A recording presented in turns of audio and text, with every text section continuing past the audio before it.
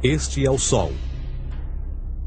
Desde o ano 10.000 a.C., a história abunda em pinturas e escritos que refletem o respeito e a adoração dos povos por este astro.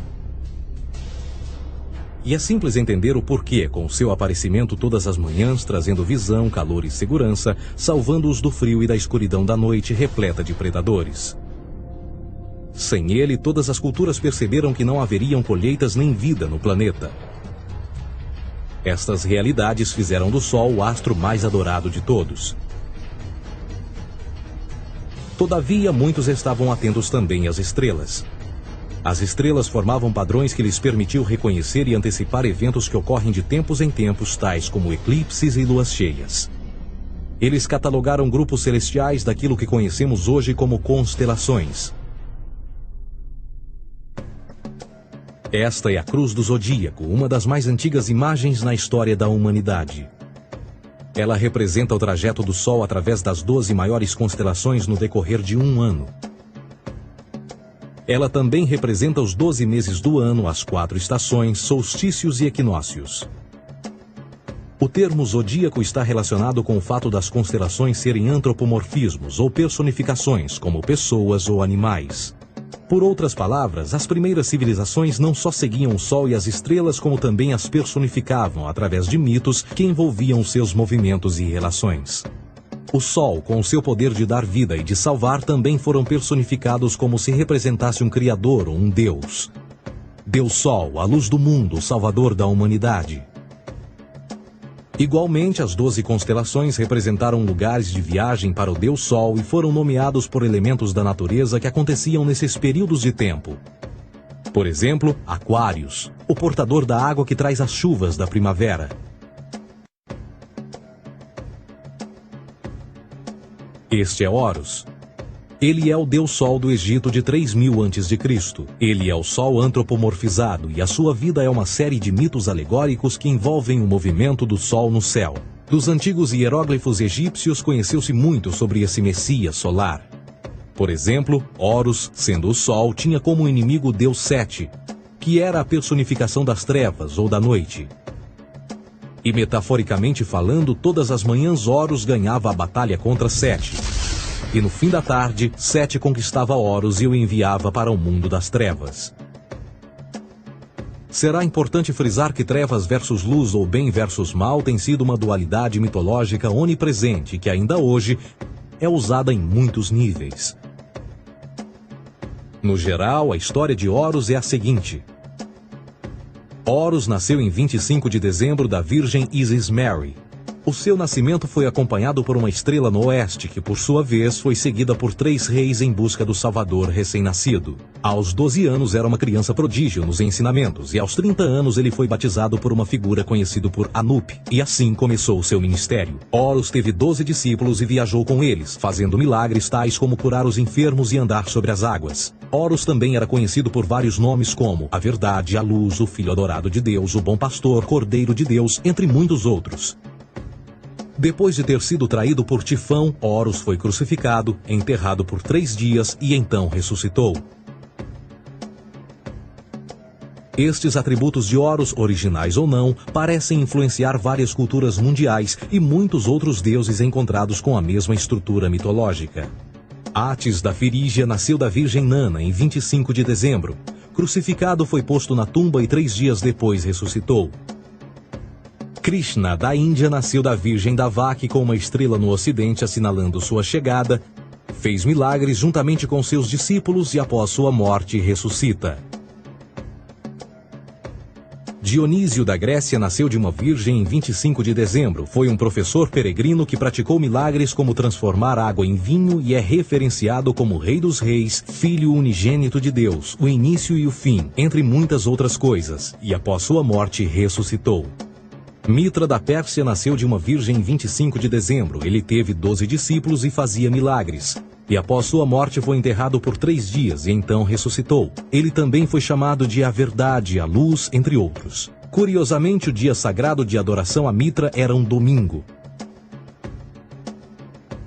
O que importa salientar é que existiram inúmeros salvadores em diferentes períodos em diversos lugares da Terra que preenchem essas mesmas características. A pergunta que não quer calar: o porquê desses atributos? Por que o nascimento de uma virgem em 25 de dezembro? Por que a morte e a ressurreição após 3 dias? Por que os 12 discípulos ou seguidores? Para descobrirmos, vamos examinar o mais recente dos Messias solares. Jesus Cristo nasceu em 25 de dezembro em Belém. Ao nascer foi anunciado por uma estrela no ocidente que seria seguida por 3 reis magos para encontrar e adorar um novo Salvador. Tornou-se pregador aos 12 anos. Aos 30 anos foi batizado por João Batista e então iniciou seu ministério.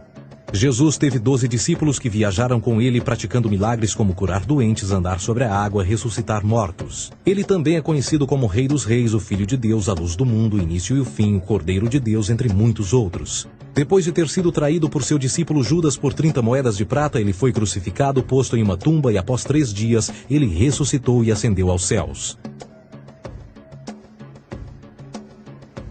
Em primeiro lugar, a sequência do nascimento é completamente astrológica. A estrela no ocidente é Sírius, a mais brilhante do céu noturno, que a cada 24 de dezembro se alinha com outras 3 estrelas brilhantes no cinturão de Órion. Essas 3 estrelas brilhantes são chamadas hoje, como eram na antiguidade, 3 reis, 3 Marias no Brasil e Portugal. Os 3 reis e a estrela mais brilhante, Sírius, todas apontam para o nascer do Sol em 25 de dezembro.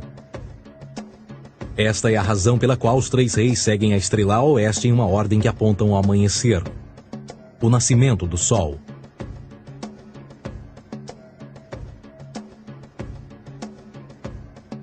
A Virgem Maria é a constelação de Virgo, também conhecida como Virgo, a Virgem.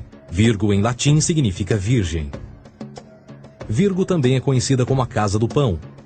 E a representação de Virgo é uma virgem segurando um feixe de espigas de trigo. Esta Casa do Pão e o seu símbolo das espigas de trigo representa agosto e setembro, a época das colheitas. Por sua vez, Belém é a tradução ao pé da letra de A Casa do Pão. Belém também é a referência à constelação de Virgem, um lugar no céu, não na terra.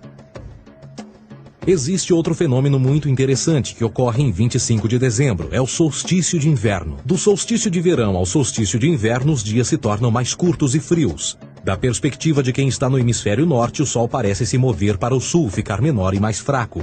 O encurtamento dos dias e o fim das colheitas conforme se aproxima o solstício de inverno, simbolizando o processo de morte.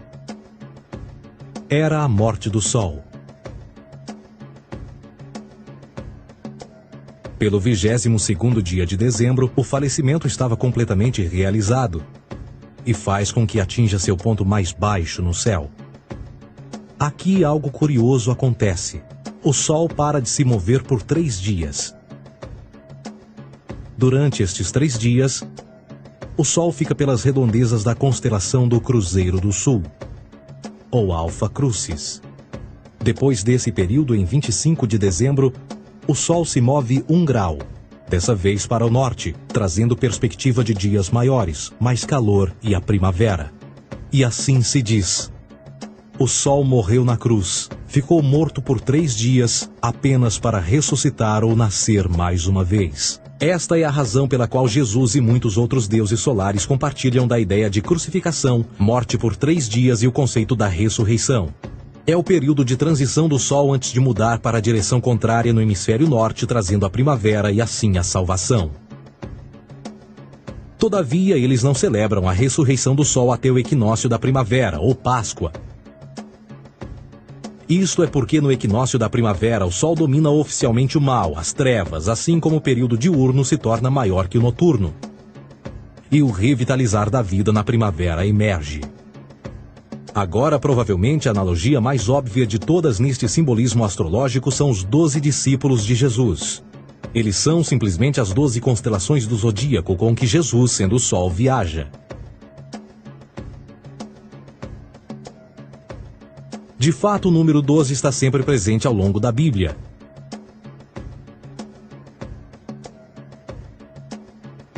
Voltando à cruz do zodíaco, o elemento figurativo da vida é o Sol. Isto não é uma mera representação artística ou ferramenta para seguir os movimentos do Sol. Era também um símbolo espiritual pagão. Uma logografia similar a isto. Isto não é um símbolo do cristianismo. É uma adaptação pagã da cruz do zodíaco.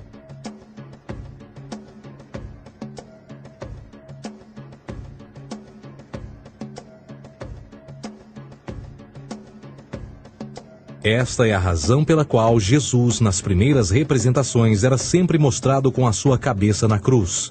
Jesus é o Sol, Filho de Deus, a luz do mundo. O Salvador a erguer-se, que renascerá, assim como o sol faz todas as manhãs. A glória de Deus que defende contra a força das trevas. Assim como renasce a cada manhã, e que pode ser visto através das nuvens, lá em cima nos céus, com a sua coroa de espinhos ou os raios de sol.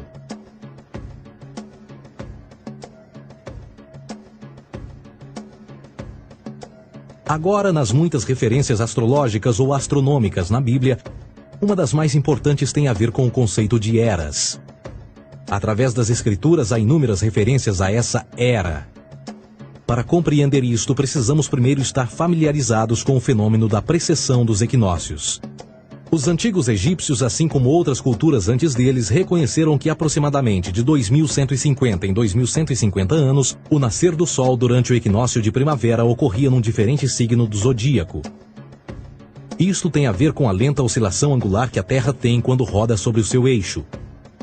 É chamado de precessão porque as constelações vão para trás, em vez de permanecerem no seu ciclo anual normal. O tempo que demora cada precessão através dos 12 signos é de 25.765 anos. Este ciclo completo é chamado também de Grande Ano, e algumas civilizações ancestrais sabiam disso. Referiam-se a cada ciclo 2.150 anos como Era. De 4.300 a.C. a 2.150 a.C. foi a Era de Touro. De 2.150 a.C. a 1 d.C. foi a Era de Áries. E de 1 d.C. a 2.150 d.C. é a Era de Peixes, a era que permanecemos nos dias de hoje. E por volta de 2150 entraremos na nova era, a Era de Aquários. Agora, a Bíblia refere-se por alto ao movimento simbólico durante 3 eras, quando se vislumbra já é uma quarta. No Velho Testamento, quando Moisés desce o Monte Sinai com os 10 mandamentos, ele está perturbado ao ver sua gente adorar um bezerro dourado. De fato, ele até partiu as pedras dos 10 mandamentos e disse a todos para se matarem uns aos outros para purgarem o mal.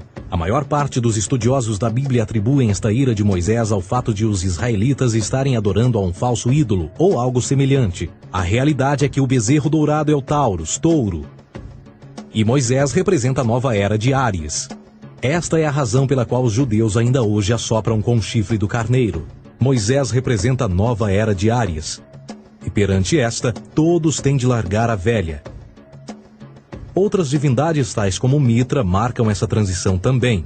Um deus pré-cristão que mata o touro, na mesma linha simbólica. Agora Jesus é a figura portadora da era seguinte à de Áries, a era de Peixes. O simbolismo de peixes é abundante no Novo Testamento, assim como Jesus alimenta 5.000 pessoas com pão e 2 peixes. No início do seu ministério, enquanto caminhava ao longo da Galileia, conhece 2 pescadores que o seguem. Agora reflita se voltar a ver um adesivo em formato de peixe escrito Jesus na traseira dos carros. Poucos sabem o que aquilo no fundo representa. É um simbolismo astrológico pagão para o reinado do Sol durante a Era de Peixes. Jesus assumiu também que a data do seu nascimento é também a data do início desta era. Em Lucas 22:10, quando Jesus é questionado se a próxima passagem será depois de ele ir embora, Jesus responde: Eis que quando entrardes na cidade, encontrareis um homem levando um cântaro de água. Segui-o até a casa em que ele entrar. Esta escritura é de longe a mais reveladora de todas as referências astrológicas. O homem que leva um cântaro de água é Aquários, o portador de água, que é sempre representado com um homem despejando uma porção de água. Ele representa a era depois de Peixes, e quando o Sol, Filho de Deus, sair da era de Peixes, Jesus, entrará na casa de Aquários, e Aquário é antes de Peixes na precessão dos equinócios. Tudo o que Jesus diz é que depois da era de peixes chegará a era de aquário.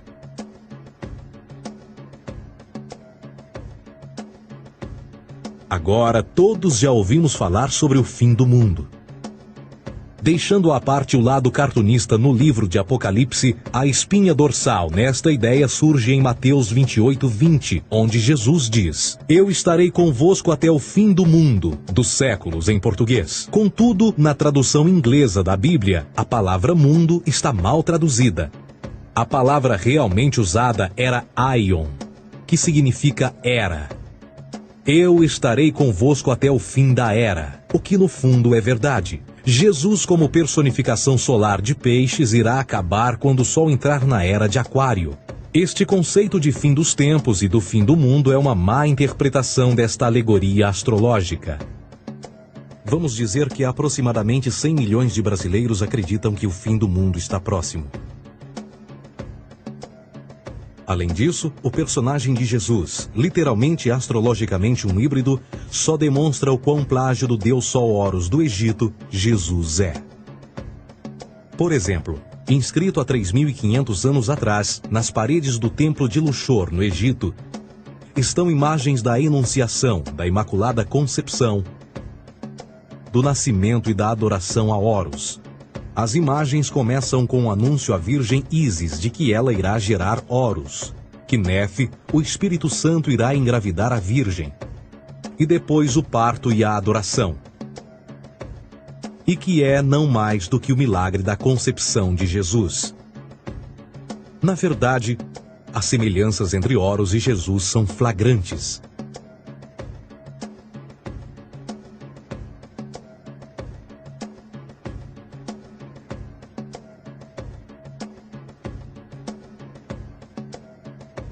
E o plágio continua. A história de Noé e da sua arca é tirada diretamente das tradições. O conceito de dilúvio é presente em todas as antigas civilizações, em mais de 200 diferentes citações em diferentes períodos e tempos. Contudo, não será preciso ir muito além da fonte pré-cristã para encontrar a epopeia de Gilgamesh, escrita em 2600 a.C. Esta história fala sobre grandes inundações ordenadas por Deus, uma arca com animais salvos e até mesmo o libertário retornar da pomba, entram em concordância com a história bíblica, entre muitas outras semelhanças. E depois há a história plagiada de Moisés. Sobre o nascimento de Moisés, disse que ele foi colocado numa cesta de cana e lançado ao rio para evitar um infanticídio. Ele foi mais tarde salvo pela filha de um rei e criado por ela como um príncipe. Esta história do bebê numa cesta foi retirada do mito de Sargão de Acade por volta de 2250 a.C. Depois de nascer, Sargão foi posto numa cesta de rede para evitar um infanticídio e lançado ao rio. Foi depois salvo e criado por Aqui, uma esposa da realeza Acádia. Além disso, Moisés é conhecido como legislador, portador dos 10 mandamentos e da lei mosaica. Contudo, a ideia de a lei ser passada de um deus para um profeta numa montanha é também antiga. Moisés é somente um legislador numa longa linha de legisladores na história mitológica. Na Índia, Manoa foi o grande legislador. Na ilha de Creta, Minos ascendeu ao monte Ida, onde Zeus lhe deu as leis sagradas. Enquanto que no Egito, Moisés tinha nas suas pedras tudo o que Deus lhe disse. E no que diz respeito a estes 10 mandamentos, foram retiradas a papel químico do feitiço 125 do Livro dos Mortos do Antigo Egito. O que é que o Livro dos Mortos dizia? Eu nunca roubei, tornou-se tu nunca roubarás. Eu nunca matei, tornou-se nunca matarás. Eu nunca menti, tornou-se nunca levantarás falsos testemunhos, e por aí adiante. A religião egípcia é, no fundo, a base fundamental para a teologia judaico-cristã. Batismo, vida após a morte, julgamento final, imaculada concepção, ressurreição, crucificação, a arca da aliança, circuncisão, salvadores, comunhão sagrada, dilúvio, Páscoa, Natal, a passagem e muitas outras coisas e atributos são ideias egípcias, nascidas muito antes do cristianismo ou judaísmo. Justin Martyr, um dos primeiros historiadores e defensores cristãos, escreveu: Quando nós, cristãos, dizemos que Jesus Cristo, nosso Mestre, foi produzido sem união sexual, morreu e ressuscitou e ascendeu aos céus, nós não propomos nada de muito diferente do que aqueles que propõem e acreditam tal como nós, nos filhos de Júpiter. Numa escrita diferente, Justin Martyr diz: ele nasceu de uma virgem. Aceite isto em comum com o que você acredita dos Perseus. É óbvio que Justin e outros cristãos cedo souberam como o cristianismo era semelhante a outras religiões pagãs. Contudo, Justin tinha uma solução. Para além de tudo o que sabemos, o diabo era em quem mandava. O diabo teve a ambição de chegar primeiro que o Cristo e criou essas características para o mundo pagão. Fundamentalist Christianity, fascinating. These people actually believe the world is 12,000 years old. Swear to God. I actually asked one of these guys, okay, dinosaur fossils. He says, dinosaur fossils? God put those here to test our faith.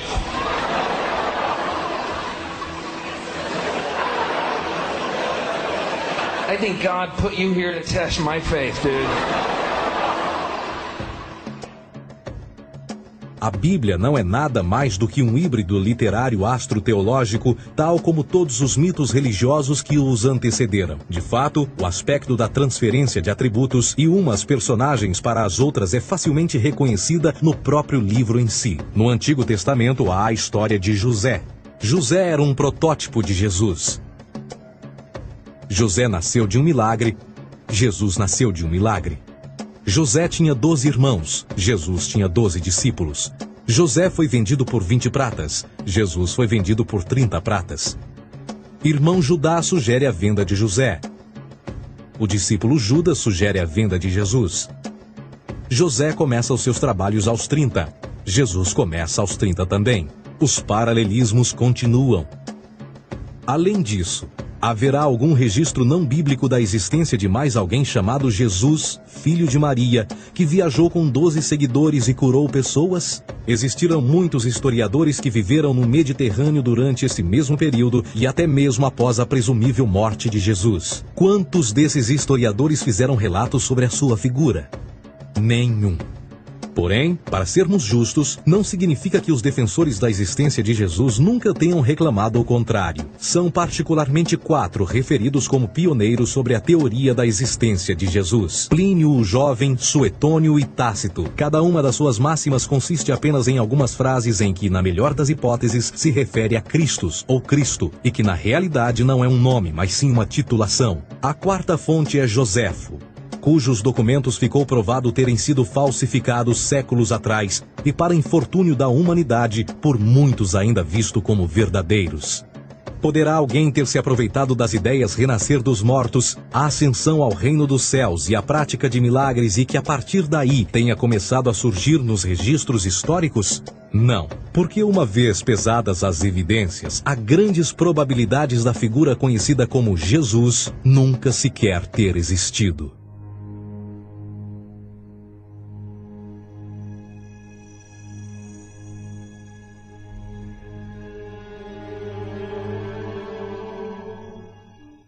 We don't want to be unkind, but we want to be factual. We don't want to cause hurt feelings, but we want to be academically correct in what we understand and know to be true. Christianity just is not based on truth. We find that Christianity was in fact nothing more than a Roman story, developed politically. A realidade consiste em que Jesus foi a divindade solar do setor gnosticista cristão e, tal como outros deuses pagãos, era uma figura mítica. Foi sempre o poder político que procurou monopolizar a figura de Jesus para controle social. Por volta de 325 d.C., em Roma, o imperador Constantino reuniu o Concílio Ecumênico de Nicéia e foi durante esta reunião que as doutrinas políticas com motivação cristã foram estabelecidas e assim começou uma longa história de derramamento de sangue e fraude espiritual. E nos 1600 anos que se seguiram, o Vaticano dominou politicamente e com mão de ferro toda a Europa. conduzindo-a a um período de obscurantismo, onde o conhecimento era apenas um privilégio da Igreja, as Cruzadas e a Santa Inquisição. O cristianismo, bem como todas as crenças teístas, são a fraude desta era. Serviu para afastar os seres humanos do seu meio natural e da mesma maneira uns dos outros. Sustenta a submissão cega do ser humano à autoridade. Reduz a responsabilidade humana sob a premissa de que Deus controla tudo e que, por sua vez, os crimes mais terríveis podem ser justificados em nome da perseguição divina. E o mais importante, dá o poder àqueles que sabem a verdade e usam o mito para manipular e controlar sociedades. O mito religioso é o mais poderoso dispositivo já criado e serve como base psicológica para que outros mitos floresçam ou justifiquem.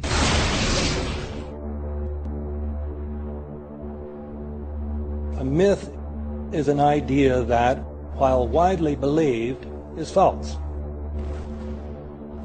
In a deeper sense, in the religious sense, a myth serves as an orienting and mobilizing story for a people. The focus is not on the story's relation to reality, but on its function. A story cannot function unless it is believed to be true in the community or the nation. It is not a matter of debate. If some people have the bad taste to raise the question of the truth of the sacred story, the keepers of the faith do not enter into debate with them. They ignore them or denounce them as blasphemers.